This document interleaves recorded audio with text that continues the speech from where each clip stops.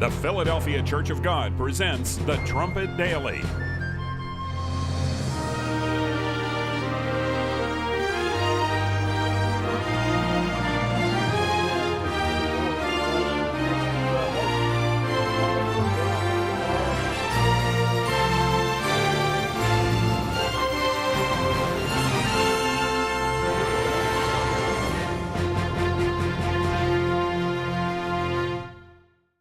Herbert W. Armstrong's keynote prophecy, a forecast he declared for decades, consistently and in detail, was that a reunited Germany would rise up to dominate a union of nations in the heart of Europe.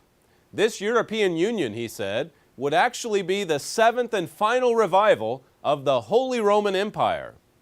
We'll be reminded on today's program that Mr. Armstrong first proclaimed this prophecy while Germany was lying in rubble at the end of the Second World War. Right up until his death in January 1986, Mr. Armstrong never stopped sending this warning message that a German-led United States of Europe, as he termed it, would immediately precede the return of Jesus Christ to this earth. This 60-page booklet remembers 5 decades of accurate forecasting by Herbert W. Armstrong. It's available right now as a PDF on our website at thetrumpetdaily.com.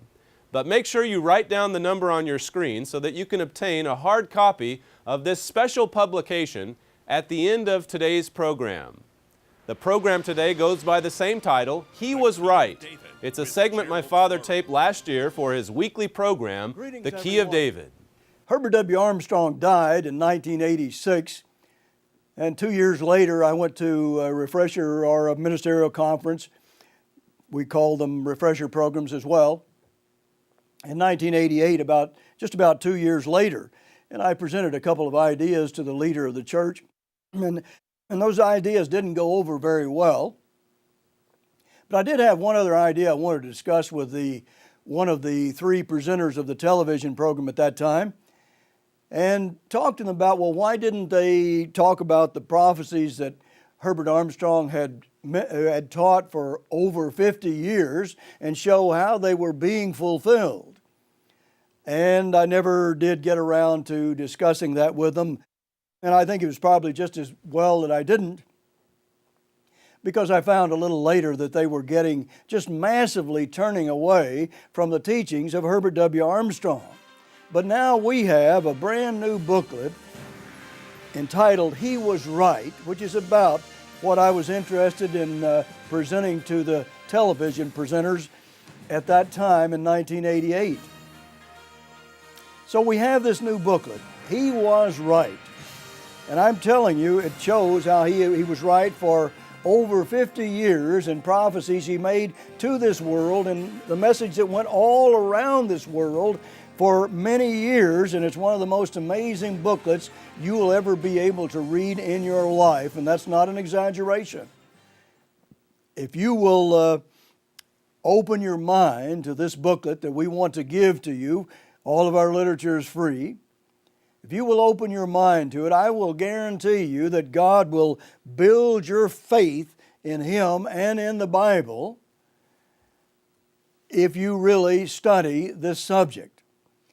It just shows how prophecy after prophecy after prophecy has been fulfilled and is being fulfilled right out of your own Bible.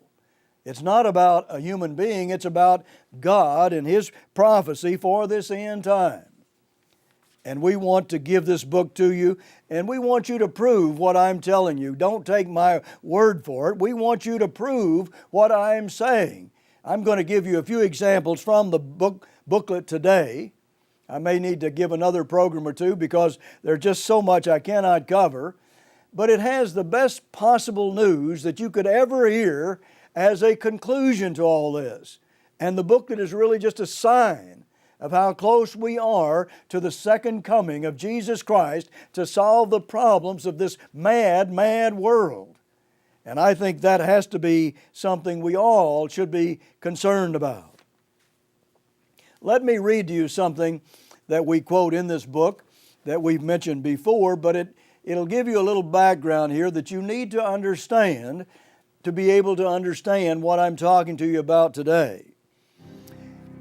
Here's what we wrote in our Trumpet magazine and one of our booklets. Quote, in February 1945, just a few months before the end of the war, President Roosevelt and Prime Minister Churchill announced the joint American-British policy on Germany. This was a solemn policy and warning for the future. Listen, and here's what Mr. Churchill and Mr. Roosevelt said at that time, and had this document printed for all the world to see. Quote, it is our inflexible purpose to destroy German militarism and Nazism and to ensure Germany will never again be able to disturb the peace of the world. They had disturbed it a number of times.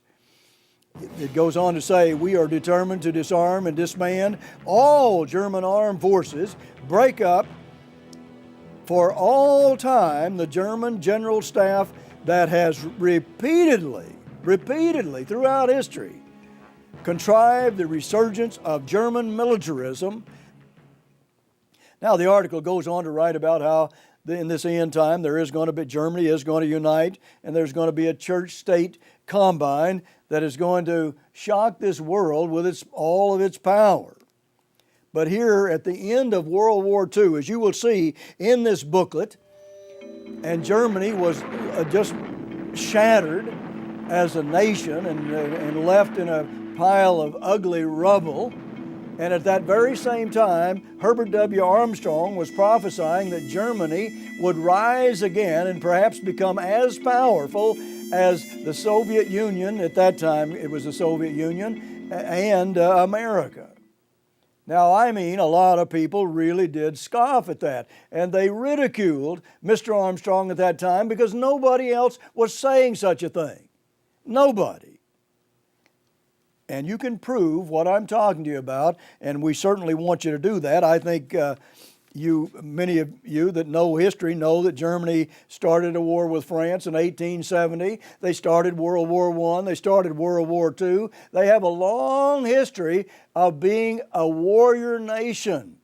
Now, I would just like to preface this, getting into this subject, with this statement, and that is, God is going to save people of all religions, most of the people, and from all nations.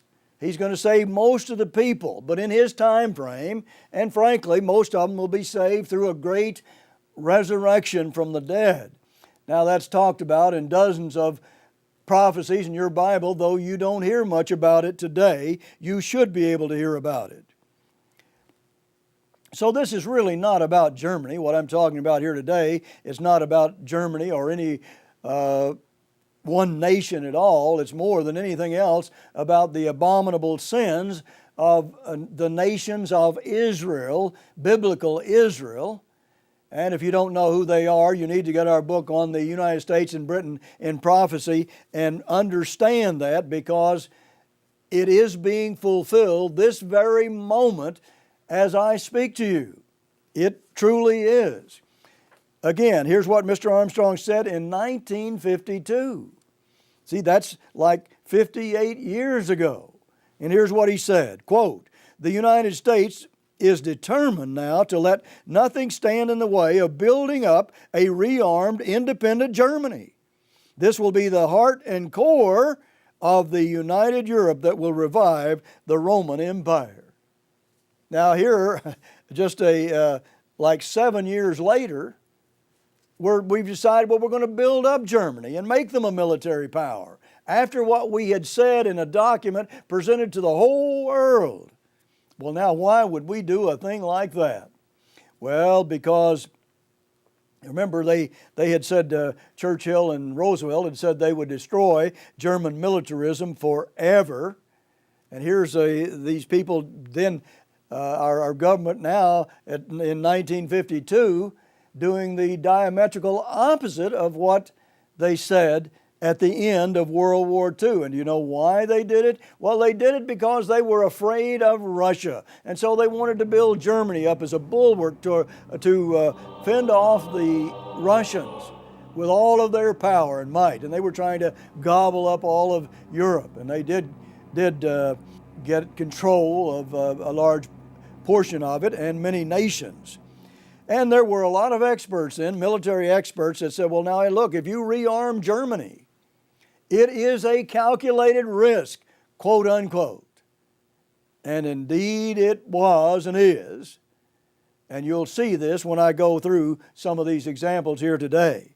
Let me read to you what Mr. Armstrong wrote in 1963, December. This was from the Plain Truth. Nearly all of the top industrialists in the Ruhr, that is the business corporations, are former Nazis. He's talking about Germany. Members of the present government, including the CDU, are known card-carrying former Nazis. The Christian Democratic Union, CDU, dominated post-war German politics for 33 years. It is the bastion of German corporatism and German-style conservatism. It is now revealed that the CDU was supported by a sophisticated system of illegal funding via contributions from Germany's corporate and industrial moguls, many of them, no doubt, those same card-carrying former Nazis. Now, I mean, when you look at this illegal plot, it makes a movie look tame. I mean, this is just a colossal conspiracy that was going on, and apparently we didn't really care because we'd sort of turned our head, I think, and just allowed it to happen. But with a people who have such a dangerous history, or a deadly history as far as warfare is concerned, here we see that Germany was rising up again with great power, and they're here again today. They're back today with power and strong militarism, and I'll show you that. And they're bullying Europe and virtually ruling over them even at this point. And yet you hardly read or hear anything about it in the media. Why is that?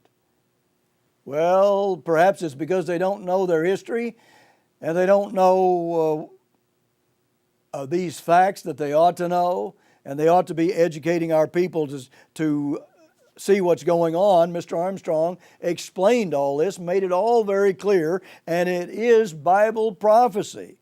Now, there was one prime minister a few years ago, Prime Minister Margaret Thatcher of Britain, who did speak out about, quote, the German problem, unquote, end of quote, and tried to stop this super state from rising up, and she no doubt lost her job because of that. Because, well, that was sort of politically incorrect to talk that way at that time.